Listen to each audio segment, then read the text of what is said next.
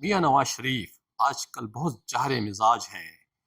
وہ کس کے زیر اثر ہیں؟ کون انہیں مشورے دے رہا ہے؟ وہ کس کے کہنے پہ چل رہے ہیں؟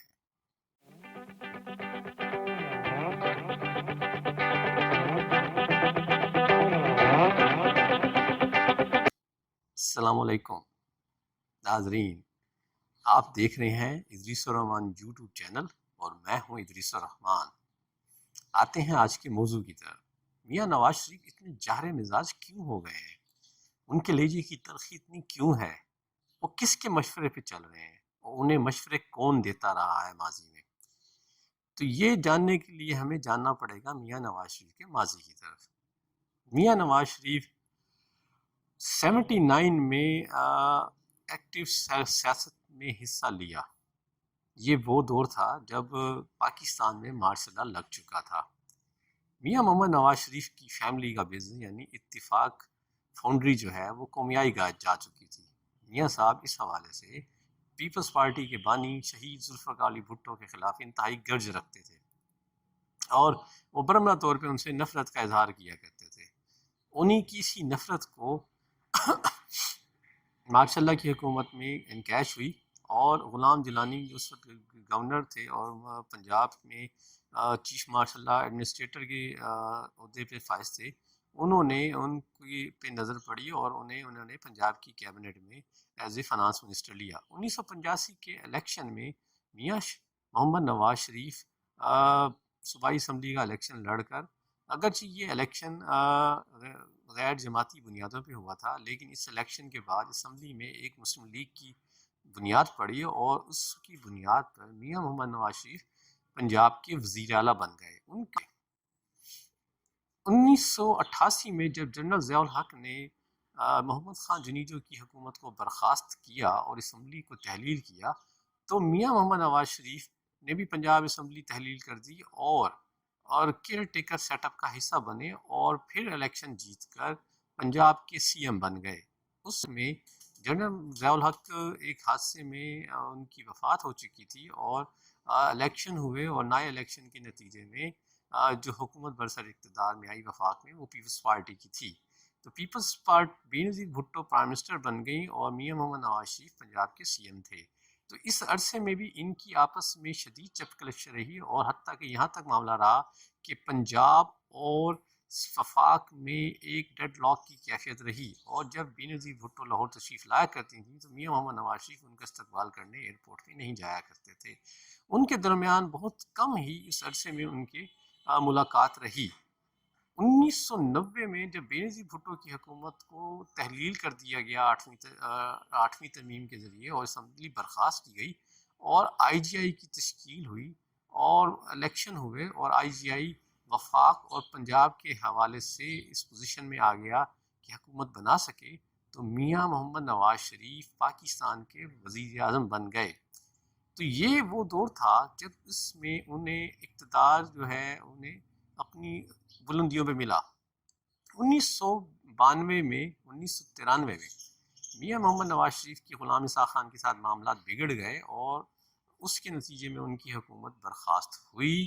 اور ان کی اسمبلی بھی تحلیل ہوئی۔ بعد میں میاں صاحب نے ایک کنٹری وائڈ مہم چلائی اور سپریم کورٹ میں اپنا کیس لے کے گئے اور سپریم کورٹ کے بینچ نے ان کی حکومت کو بحال کر دیا اور غلام اسحاق خان کے اسمبلی توڑنے اور حکومت کو برخاست کرنے کے اقدام کو غیر آئینی قرار دیا۔ وہیں سے ایکچولی اگر ہم دیکھیں تو میاں صاحب کا جو جاہرانہ پن تھا، اگرچہ وہ 1988 سے نظر تو آ رہا تھا کہ جب وہ پیپلز پارٹی اور بینظیر بھٹو کی حکومت کے خلاف ایک ہارڈ لائن استعمال کرتے تھے، لیکن جب ان کے غلام اسحاق خان کے ساتھ، جو کہ اگرچہ وہ جنرل ضیاء ہی کے وہ قریبی ساتھیوں میں سے تھے، بلکہ اگر دیکھا جائے تو غلام اسحاق خان تو پاکستان کی تمام ملٹری اسٹیبلشمنٹ اور بیوروکریسی کا ان کے ساتھ بڑا چولی دامن کا ساتھ ہے، تو ان کے ساتھ میاں محمد نواز شریف کے معاملات بگڑ گئے۔ تو یہاں سے آپ اندازہ کر سکتے ہیں کہ میاں صاحب کا مزاج کس نوعیت کا تھا کہ جب ان کی اسمبلی بحال ہوئی تو تب بھی ان کی غلام اسحاق خان سے نہیں بنی اور آخر کار جنرل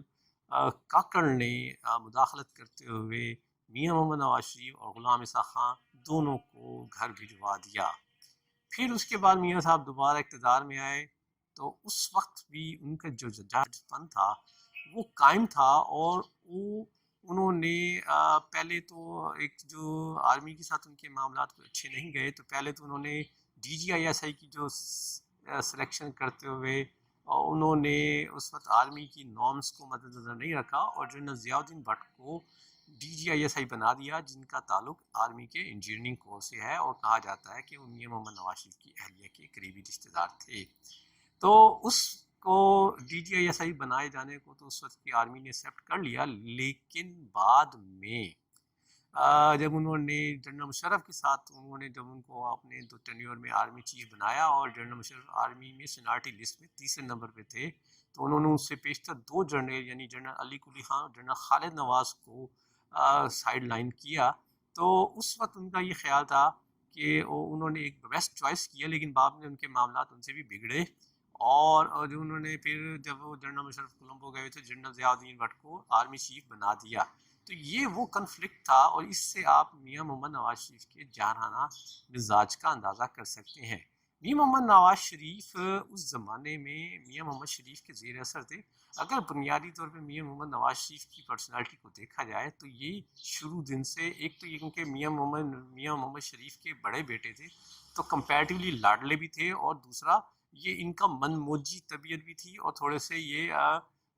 مطلب اپنی چیزوں اپنی پسند اور ناپسند کے حوالے سے بڑے اسٹرانگ تھے۔ تو جہاں بھی کوئی معاملہ ان کی پسند میں نہیں آیا تو اس کو یہ انہوں نے برداشت نہیں کیا، اور اس میں ایک کنفلکٹ کی صورتحال ڈیولپ ہوئی۔ یہ کنفلکٹ اس سے پہلے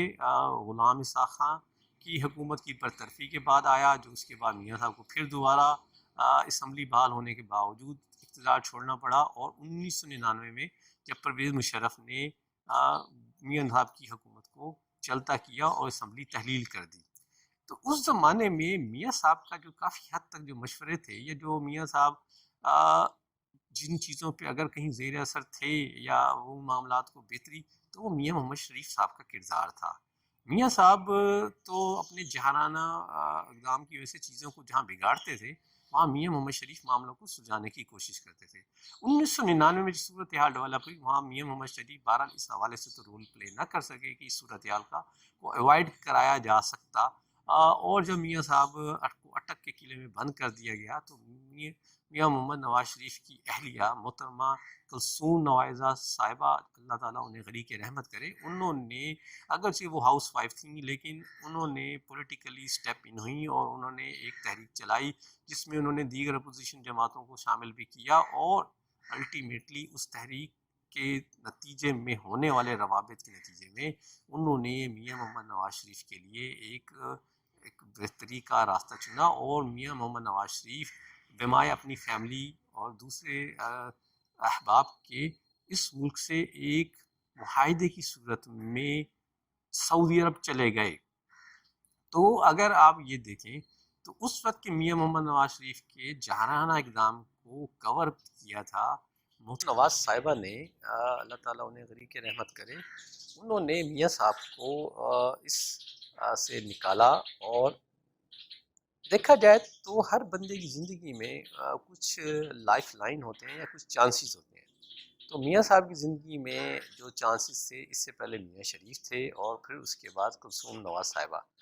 میاں صاحب جلا وطنی کی زندگی گزارتے رہے، آخرکار 8 سال بعد وہ ایک اور معاہدے کے نتیجے میں